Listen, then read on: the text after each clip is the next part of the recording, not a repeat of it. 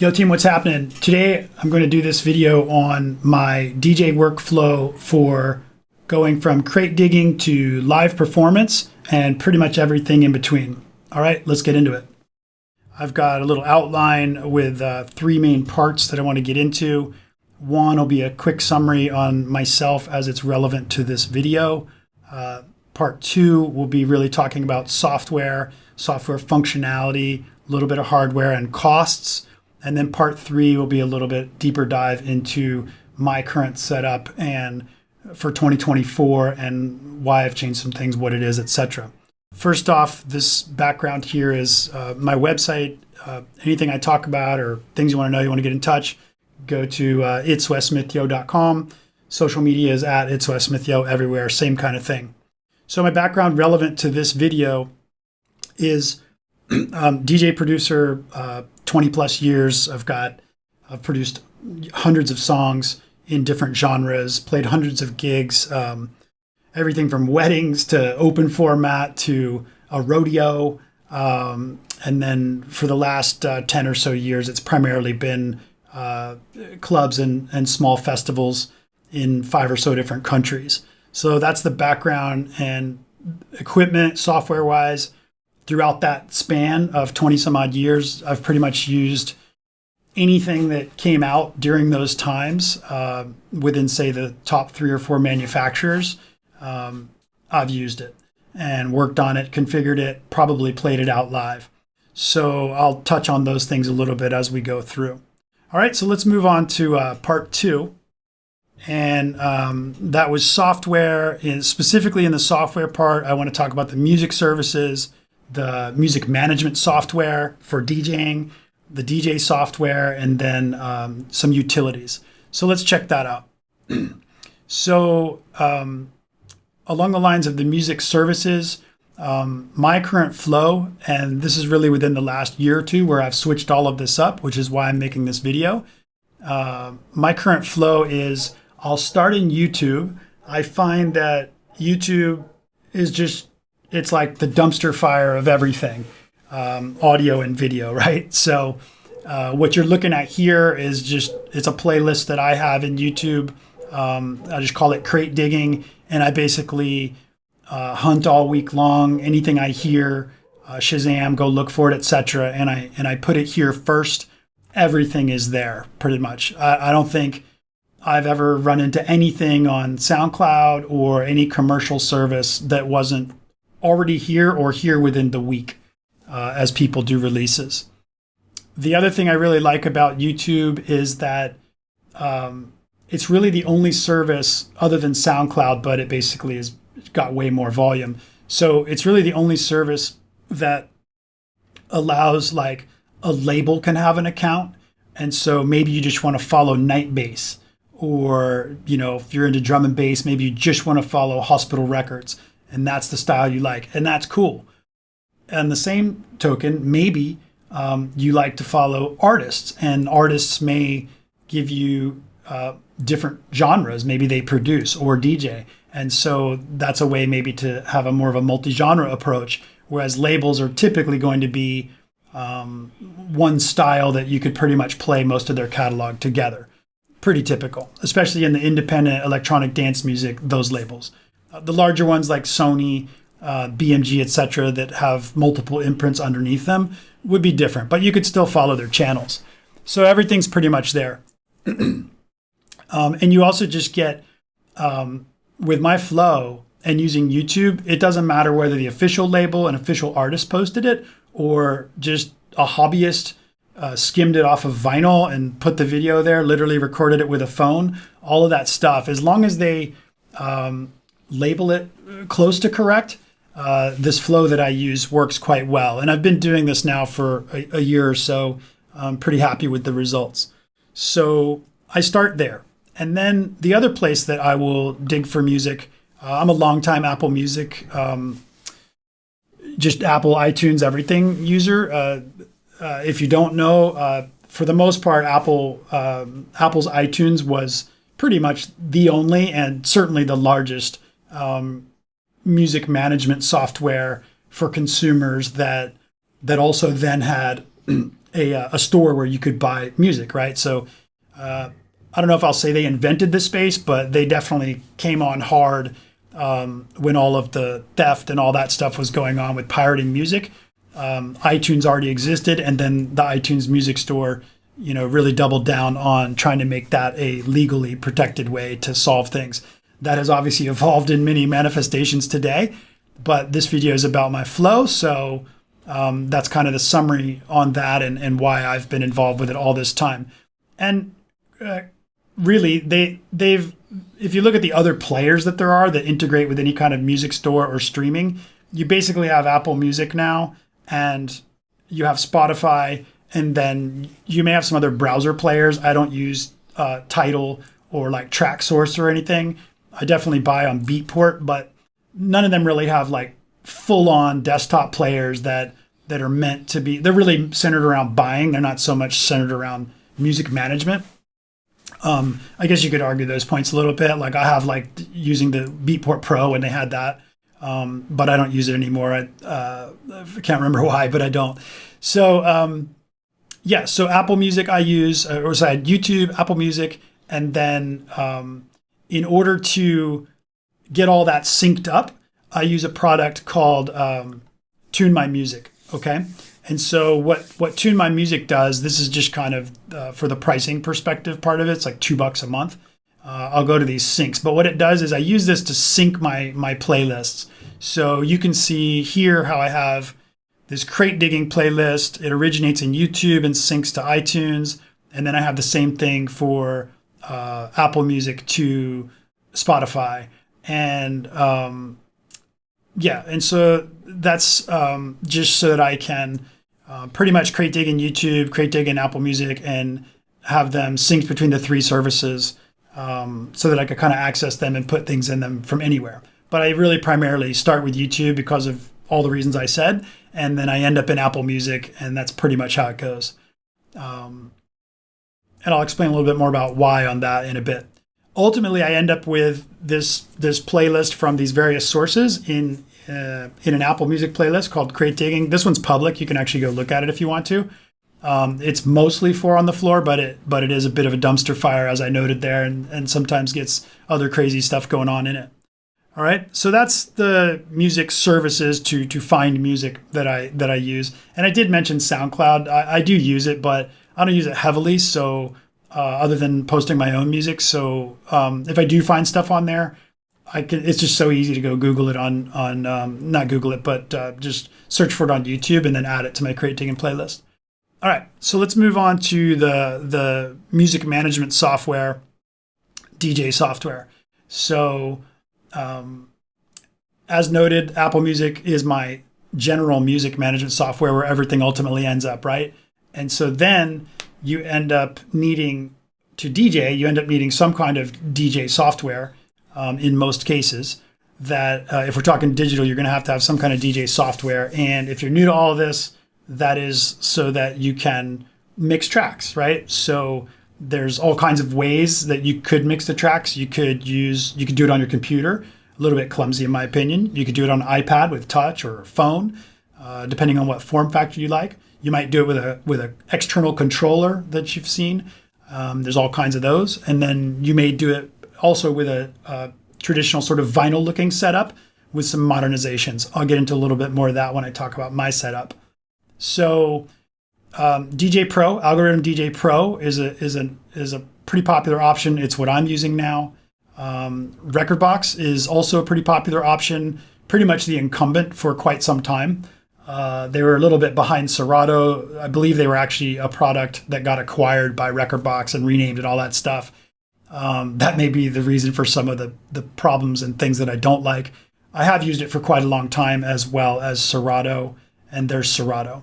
So I got into Serato because it was just a beautiful product and really one of the first on the scene that I felt like worked great. And at the time when I was really still highly dependent on a mix of vinyl records as well as the turntables with a tone record controlling the DJ software, so you could use both. I was also much more into scratch mixing, turntablism, and that kind of stuff at the time. So that all made sense, and I think if that's what you're really into, that's probably a good place to look. But I'm not doing that kind of stuff anymore. So back to DJ Pro. The reason I've settled on DJ Pro, particularly in the StudiYo, is because no matter where you use it, it's super easy. And it's pretty apparent right off on their homepage. You see a laptop, you see an iPad or tablet, and then you see a iPhone or Android mobile device, right? And from my experience, it works brilliantly across all three. And it feels the same. Playlists, everything just functions the same, synchronizes. It's really tight. Cue points, everything. Whatever you can do pretty much synchronizes between them as long as you're logged in with the same account. Now, it was already a good product before 2024, but I wasn't really using it yet, hadn't really taken another look at it yet for a future workflow, professional DJ workflow.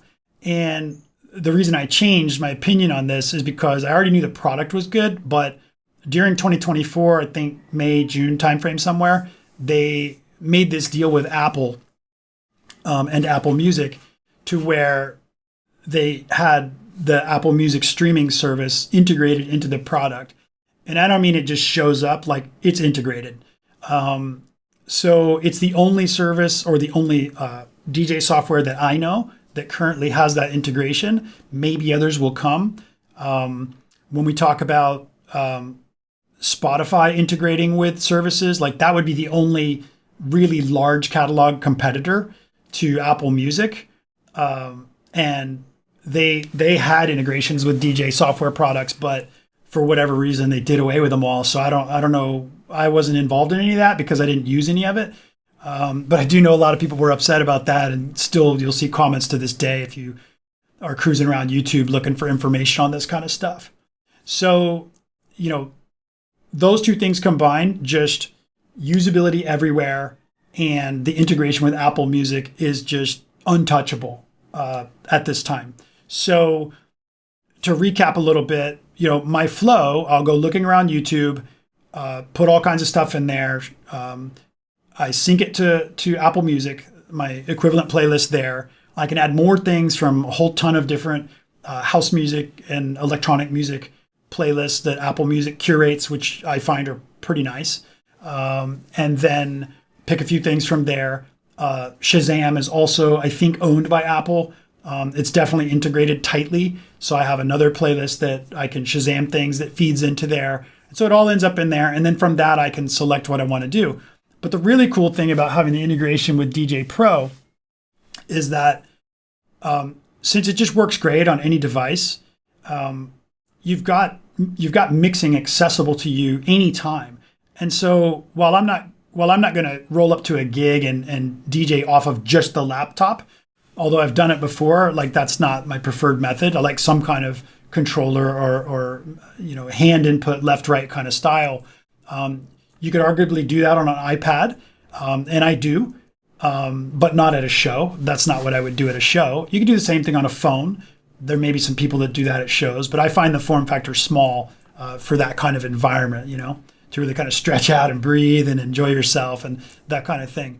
But where it does come in super handy is you're going to spend, as a DJ, and the more you get into it, whether you're a hobbyist that's just super passionate or you're that turned into gigging DJ and then maybe pro and festival and all that, you're going to spend a ton of time listening to music, looking for it, and thinking about it in the context of a performance. And so that's great and all if you just do that in a playlist, nothing wrong with that. But with this integration, I can take that playlist of everything, and because DJ Pro has some auto mix features, I won't call them AI. It does have some AI tools, but I don't use those for this purpose right now. And they don't necessarily work with Apple Music right off. But it's so great to just pick a playlist, put it on auto mix, shuffle. You could tell it to go by BPM. You could tell it to go by the title. You could a few variables, right? And so you could just be wherever, anytime, doing whatever, and just it's almost like listening to a friend DJ. And just let it go. And, the mixes aren't always perfect. And sometimes they're good. Sometimes they're bad. Sometimes they're things that you never thought of. Sometimes they're better than what you might have done. but that would be just like listening to a friend or a couple friends DJ while you're doing something.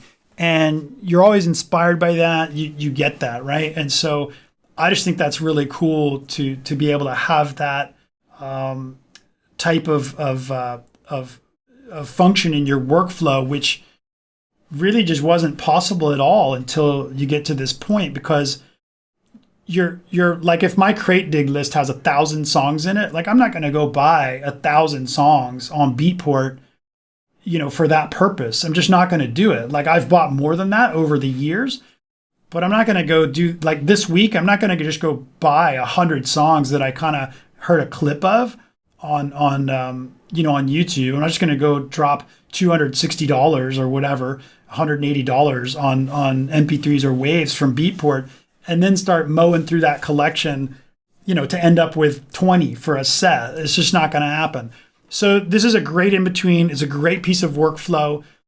You could, in fact, use it to DJ live. No problem with that. But I don't use it in that way yet. So once you've done all that, and I've gotten to that point, I can practice my mixes in the studio, do all that kind of stuff using the DJ Pro software. Everything's constant in my studio. I don't have any variables to worry about. No sound people, no climate variables, nothing like that. And that's how I also do my live stream show that I started doing. That's called RadiYo Live, and I do a playlist for that. So basically what ends up happening is I do the crate digging, mix around, try out a bunch of things, sort of casually, maybe let DJ Pro do it if I'm doing something else I need to focus on, and I just want mixed music in the background. And then I pull from that the things that I really like, and I put those, for example, in my gig playlist that I'm going to work off of, or for like the live stream, the RadiYo Live playlist. And then I end up with that.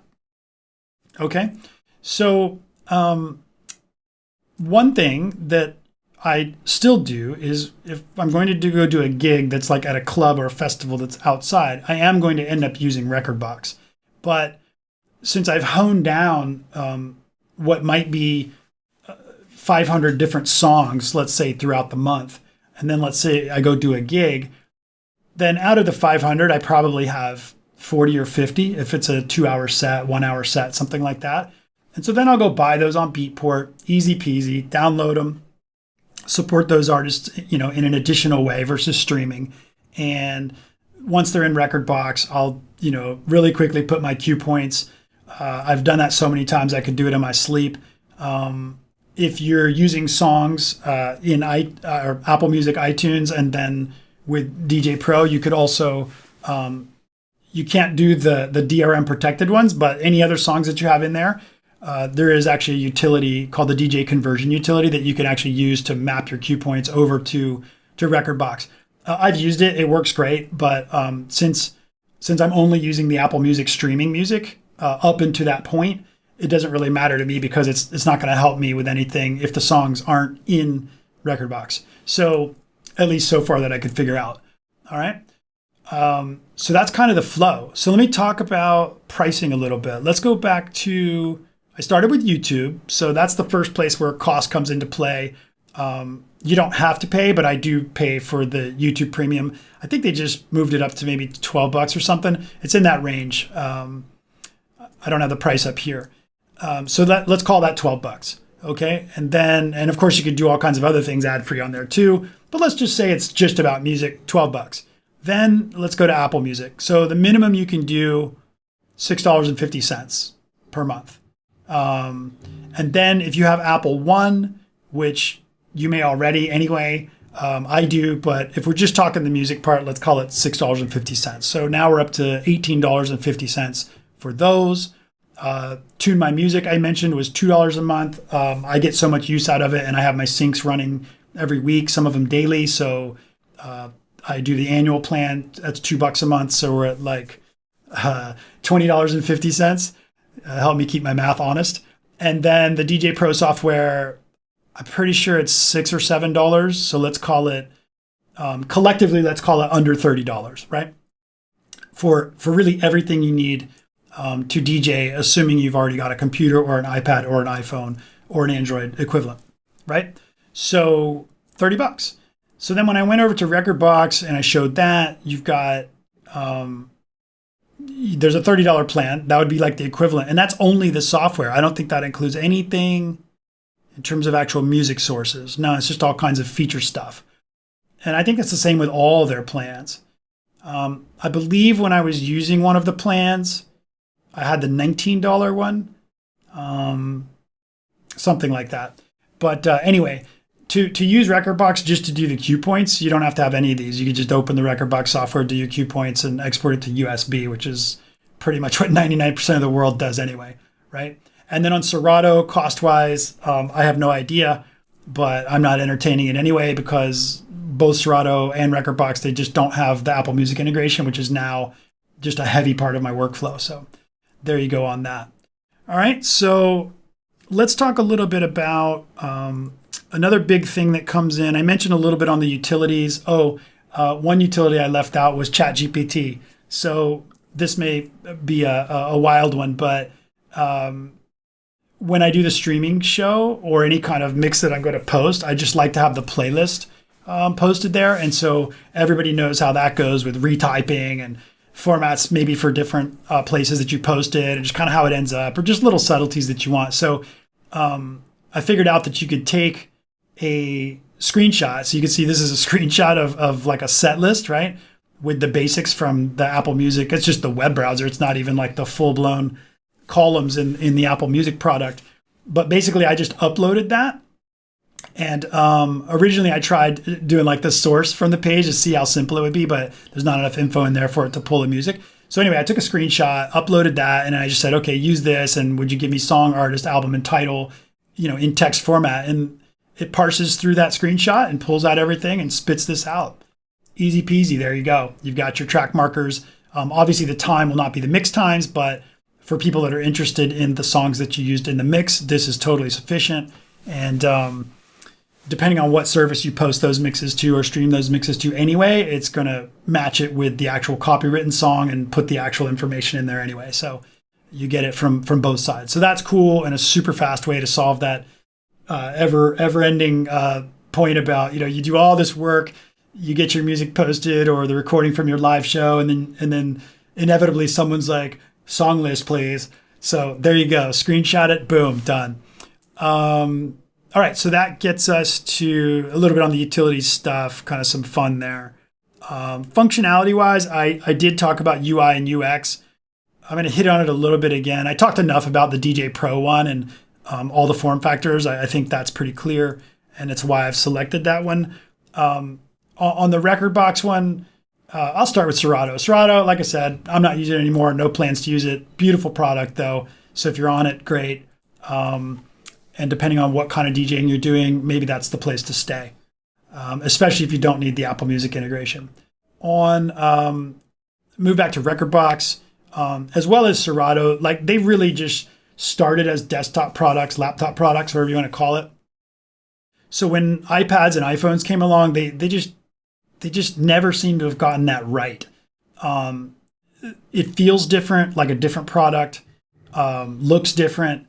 Serato's done a better job, but Rekordbox, man, I don't know. It's like 3 different companies made those products, and maybe that's actually the case. Maybe that's what happened. I've been involved in a fair amount of software development in my lifetime, and it's very possible that they just took the spec from, the desktop product and gave someone a shot at creating it on mobile, and it is what it is. But it's not beautiful.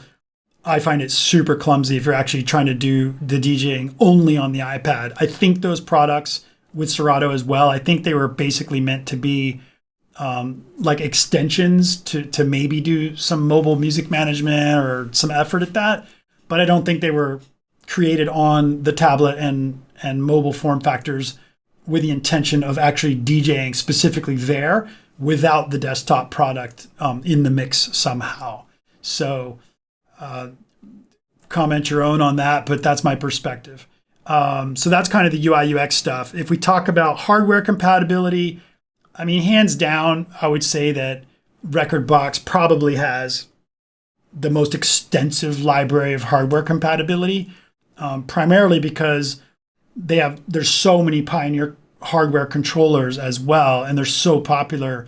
There's going to be more of that. I mean, if that's your number one thing, and your hardware device or setup isn't supported by Algoriddim, DJ Pro, or Serato, then of course that's going to be the choice for you as a trade-off to the other benefits that I've talked about. But DJ Pro has got a lot of software or hardware that they support, and I'll show you the crazy studio setup that I use, and it supports that too, which was mind-blowing to me, and also helped sell me on it. That was number 2 for me. I probably would have switched hardware if it was just talking the software and costs, but fortunately I didn't need to. So one thing I mentioned I would talk about was like this MIDI and HID compatibility. This is getting pretty advanced, but like a lot more DJs than you might think in a very short period of time, if they use controllers or like a turntable type setup, it's not too long before they get to the point where they realize like, oh, I could use some other kind of controller, particularly a MIDI controller, to control some specific things to customize my flow. And so all 3 support MIDI, which means you could, any of the controls that are on the software product, generally it's pretty much all the controls on all 3 of them. I have the most knowledge of Rekordbox and DJ Pro. They do everything I need. But the example would be like, here I've got this is a MIDI fighter. I don't use this one, I use a different one, but I'll unplug it. This is a MIDI fighter, so you can just see it's a grid of buttons. DJ Tech Tools makes this, but it basically, all this stuff can control MIDI parameters. So like if I wanted to use one of the dials to browse my library, and another dial to switch playlists, and another dial to load the deck, load the right deck, load the left deck, etc. I'll get into a little bit more of that in a future video because I used a ton of that in the configuration of my studio setup. But, that's getting advanced, but it is important. And all 3 products do it, so you wouldn't be stuck regardless of which product you chose. Again, I think it comes back 100% for me. It's form factor, accessibility, workflow within the app, and the Apple Music integration. DJ Pro, hands down. All right, so I hit the cost as well. And I mean, to me, it's a no-brainer. Like if I was just starting out, and cost should be on your mind no matter when you're doing this, just to sort of manage those well, right? And even if you start playing gigs, getting paid, etc., you're going to find that a lot of the gigs, it's not a lot of money. So if you're dropping $200 or $100 a month on WAV files or MP3 files from Beatport, TrackSource, whatever, and you don't really need to, you're only using 20 of them at the gig or 30 of them at the gig, for example, and you're collecting those month by month, but over time you're only paying for the download price for the ones you really need. And again, as an artist, we can argue all day about the artist getting paid, but look, I've produced hundreds of songs and I'm totally cool. If people want to stream my stuff 30, 40 times while they're mixing throughout the week and month and practicing, awesome. And then if you really love that song, which I assume you do if you've played it that many times, which has helped me out on streaming, then you're going to go buy it on Beatport to play in your show out where you maybe don't have connectivity or you have to use a USB stick or whatever. And that's cool. Like, knock yourself out. I'm happy with both. As an artist, I suspect most probably are. So I wouldn't spend too much time sweating over that issue of buying and downloading, for 99 cents or $1.50, $1.99, whatever it is. And then, getting it all from streaming using a product like the DJ Pro integration. So I think they're both awesome. All right, so that's kind of it on the cost part. To me, it's a no-brainer. You don't need, if you've got that laptop, that iPad, that phone, that Android device, you don't need to buy anything else to start DJing. You could DJ, you could stream, you could build your following, build your community, whatever, make your mixes, submit them to shows. You could do it all. You could do it with sync, with quantize, without it. I don't mix with those because I learned and enjoy mixing without them. But who cares? Like, do what you want. And my point is, you could do any of those on those devices. You don't need a controller. You don't need turntables. You don't need a DJ mixer. You don't need an audio card. You don't need any of that. So most cost-effective month to month is, in my opinion, DJ Pro with, in my case, YouTube and Apple Music comes in under $30. And then, for everything you need there, and you don't need any hardware. And then, of course, if you want to get into hardware, you can. It's totally flexible. So that's where I'm going to leave that. let's move on to the last part, which was part 3, which is my setup. So I'm going to do a full video of the act. It's sitting over there. So I'm not going to put that video in here. I'll put a photo or something in. But let me describe it to you basically. So 2 things I do. I know that when I go to play a gig at a club or a festival, I know that I'm going to have to work on their equipment. The dominant equipment is clearly Pioneer. For many years, it was the CDJ 2000 line, Nexus 2s, etc., and the compatible mixers generally, like the 900 and that stuff. Now it's the 3000 version of the line. That's what's going to be there for the most part. One of those 2 most likely will be there. When you get booked, you do your agreement, you look at your rider, all that stuff. Unless you're able to, big enough to influence them changing and having all this extra equipment, which most likely most people are not anyway, and don't need to anyway. Like DJs that have played on everything, like they usually don't care. Unless you're doing some turntable battle type stuff or some sort of digital battle type stuff, you're using Ableton, etc., which is all cool too. But if you've got that flex, then that's fine. But you're so advanced at that point, you don't have any of these. You don't have any issues with anything I'm talking about anyway. So let's peel it back. If you go looking for DJ, what equipment do I buy, this and that, I want to get into DJing, you're going to hear all kinds of discussion. It's like, got to buy Pioneer. Well, the problem with that is that you don't really need to. And there's a couple reasons why. So probably the biggest thing is finding the music you vibe with, learning how to mix it, and learning the music itself. No matter what style of mixing you're going to do after that, those fundamentals are going to help you immensely. So that can all be done just in Algoriddim DJ Pro without any other hardware. So one of the other big concerns that is often posted by a lot of experienced DJs, and maybe they're not looking at this from my perspective, but they're going to say, well, you're not pro if you don't have, at least some used CDJ 2000s. You really need to get familiar with all the buttons, all that stuff. Well, that's not even that big of a deal nowadays, because most DJs are using like at the most 10 controls in total between the mixer and the CDJs, especially if you've prepped right with cue points and so forth. And the thing is if you know your music really well and you've got the same cue points that you had in DJ Pro, for example, and you've just put them in your downloaded music for the Rekordbox prep, you can go. What I do is I actually go to a local studio that has a DJ room, and they maintain and keep all that expensive equipment because they've got people flowing through there all the time, paying $20 an hour or whatever to rent the place. And so just go do that, because the full new Pioneer setup, I think it clocks in at $10,000 US or more, depending on what you do. And I'm sure you can find a way to get it for $7,000 or whatever, but there's no way on earth you're getting into that for less than $5,000.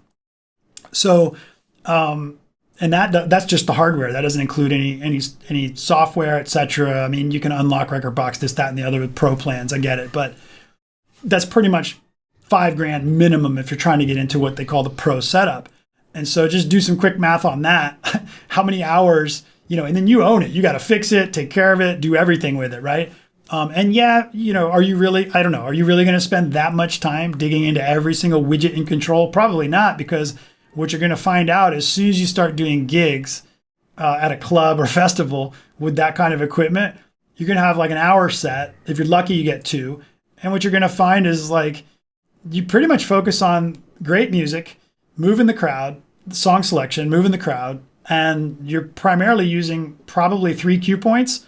And even if you're using 4 CDJs, that's fine, but that's not a problem because almost everybody's using sync and quantize as tools, which makes 4 decks super easy. Like that used to be like, 3 used to be like a mega challenge because everything was done by ear and you got turntable drift and all this stuff. And that's why it was such a big deal to play on 3 turntables. But now, string up 6 if you want. Who cares? It doesn't matter because if everything's synced and quantized, then and the libraries and everything are synced and quantized, you're just gonna hit play or hit a cue point or whatever. You don't have to worry about any of like the matching, the beat matching, the grid matching. Those issues are all gone. So just know that. And then what really is fundamentally important is spending some time with the equipment. I will agree with that. And, knowing how to use the cue, press, pause, play, how to manipulate the control deck a little bit, whatever device it is. And all that stuff comes pretty easy, right? And then you might have, let's say, 3 to 6 cue points hot cues that you've set, like in Rekordbox. And so, a couple hours, in a week, like I said, do the math, divide $8,000 or $10,000 by $20 an hour. That's a ton of hours you can spend, in a studio on A-grade equipment, and they'll even help you. Is the other cool thing is like when you go to one of the studios, I don't need it, but they usually have an engineer, and they're usually included to some degree, to help, and they can explain the whole thing to you, and you just plug in your USB and queue up a song, and they just show you all that, and you practice for an hour, 2 hours, do that a few times, if you're going to get, I strongly encourage everybody to get paid for their gigs. So let's just say you're getting a couple $100. Look, put you're not down 10 grand from the hardware setup. So go put that in an S&P 500 index fund, collect the interest, and use the interest to pay for your, your studio time before you go to gigs or to get yourself comfortable with that setup. And I guess the other argument maybe for professional, gear setup at home or in your home studio is like that it looks cool if you're doing a streaming show. But to be honest, I don't think anybody cares. I mean, I think, if you took the same money and like put a little bit into like lighting and cool LEDs and maybe some visuals, I would be a betting man that does a whole lot more for your streaming and live show. Maybe buy a cat that walks around or something. Something like that is probably going to do a whole lot more for traction than a $10,000+ equipment setup. If money's not an issue and you just love having equipment, and I've had some of those stages in my career, then knock yourself out. Love it. So my studio setup specifically is I use Technics 1200 turntables that I've had for 25 years. They still work. They're a little bit sloppy and sketchy, but I can mix on them, so I like that. And that, again, this is just for my studio setup. I wouldn't take this out. I have that connected to my computer, so I can use DJ Pro with it. I have that connected with a Euphoria audio card from Behringer, just a simple 2-channel. It's like $100. The turntables, arguably $1,000, but I've had them so long that's way behind me. I use a Omnitronics mixer, and the baseline rotary one, TRM 202, I think it is. Of course, I have headphones, but you can have that with anything. And then I have Phase DJ, so that I don't have to use needles or DVS vinyl records. And that was like $400, I think. So that's like some hardware stuff, right? And so that's my preference, right? So that's maybe $2,000, $1,500 on hardware stuff in total. If you don't count the turntables, but you need something, you could call it $600 or $700. But that pretty much gets you to where that is with like the setup I have. And again, I actually list that whole equipment setup on my RadiYo Live. That's RadiYo with a RadiYo Live mixes. So you can see that whole setup in there if you want that gear description. And that's kind of it. So maybe just a quick recap on everything.